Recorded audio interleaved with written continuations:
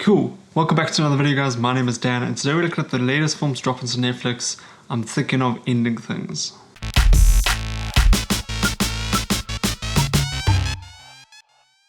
So I'm Thinking of Ending Things is adapted from a novel by Iain Reid, and it was adapted by Charlier Kaufman and also directed by Charlier Kaufman. So I was really excited to see this film. I really love Eternal Sunshine of the Spotless Mind, so I was really excited for this film, and I'm gonna say it was really good. Also, I just want to say a thank you to Netflix for providing me with the screener. I've been really excited for this film and I'm really excited to talk about it. Basic synopsis of this film: there's this young woman who is on her way to visit her boyfriend's parents' farm, and upon arrival she starts questioning everything she knows about herself and her boyfriend. And that's all I'm going to say about the story without giving anything away. This film is a very complex film as well, and I don't think it's even fair for me to properly talk about it without having seen it more than once, but I'm going to try my absolute best. One of the things I love about Charlier Kaufman as a filmmaker is I love his use of narration in his movies.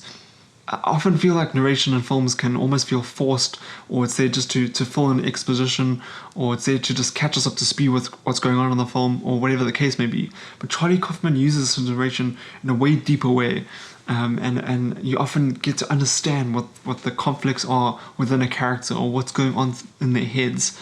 And I just love his use of narration. I feel like it's very unique to his style of filmmaking, and I think he does it really well. And again, in this film, is great examples of powerful narration that just adds meaning to the story. And I must also just say that the look of this film was absolutely beautiful. Any single shot of this film you could literally print out and put on your wall. It is just so beautiful, and it honestly might be my favorite looking film of the year so far, even beating Tenet, which I really love the cinematography of. I thought this film was just absolutely beautiful. Every single shot is just incredibly lit as well. It looks so good, and I really got to praise Lucas Zell, I think that's how you say his name, who did the cinematography of this film. It's absolutely stunning. So I'll be honest, I'm not that familiar with the novel by Iain Reid, which this film was adapted from. So I'm not quite sure how the film and the novel parallel. I'm not sure what similarities they share. But I gotta say that this film definitely did feel like a Charlier Kaufman film, and it definitely felt like it was its own vision. The dialogue and the screenwriting of the script just felt exactly like a Charlier Kaufman script, and that is obviously a really good thing.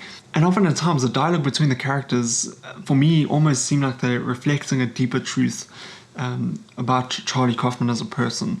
It's almost like he's writing to and about himself at times throughout this film, which I found really fascinating. I thought Jessie Buckley, who plays the young woman in the film, that's what she's credited as, which I found kind of funny, because in Tenet we had John David Washington playing the protagonist, and now in this film we have a character called the young woman, which is interesting. But luckily in this film she gets a lot more developments, and we do really get to know this character well.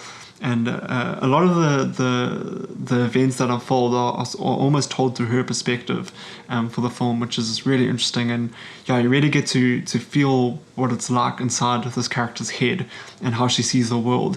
And it does make for a really interesting film, especially when stuff gets a bit strange towards the middle of the movie.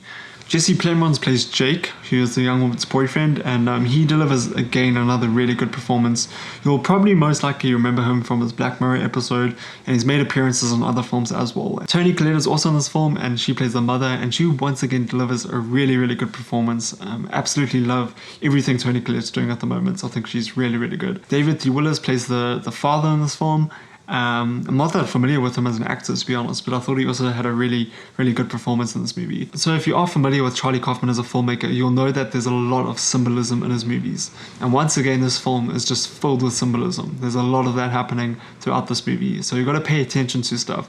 I would also say that this film is very dialogue heavy. Although the film gets really weird and strange at times, there's a lot of dialogue happening throughout all of that.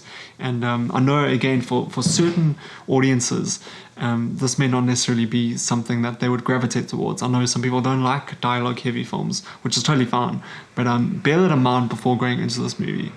This film is also pretty bleak and dark, which is another familiar filmmaking trait by Charlier Kaufman. But the one other thing he does really great in this film is the way he builds tension. From start to end, there's a slow build of tension that is happening throughout this film. And even in scenes where I wasn't completely aware of what was going on, or I wasn't really understanding everything, the tension was still building, which was really, really great. And I think it eventually pays off in a pretty satisfying way. And although this film is pretty dark at times, I still found it a completely mesmerizing experience. I absolutely loved the production design, the cinematography, the costumes, hair and makeup. The music was great as well, and obviously the direction and the writing of Charlier Kaufman, and I highly recommend this film. Another thing I really liked about this movie is that the wallpaper in the parents' house, I think in the dining room, is the same wallpaper that my mom had in our old house, which I find kind of interesting. And I'm always going to, like, whenever I watch this movie, I'll just think of my old house now, which is kind of cool. So, yeah. Don't think this movie is for everyone, but I do think that there will be a lot of people who are absolutely going to love this movie. And I was one of those people. So, I'm thinking of ending things a 4 out of 5 stars. Really, really great film. I'm definitely going to be revisiting this film sometime this weekend. I actually cannot wait to watch it again and pick up on stuff I missed out on, because although I picked up on a little bit of the symbolism at times, there was a lot of stuff I know I missed. So thank you for watching this video, guys. If you are excited for this film, let me know in the comments down below.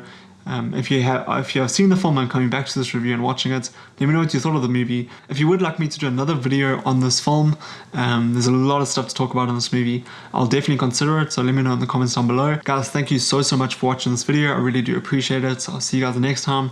Stay safe out there. Bye bye.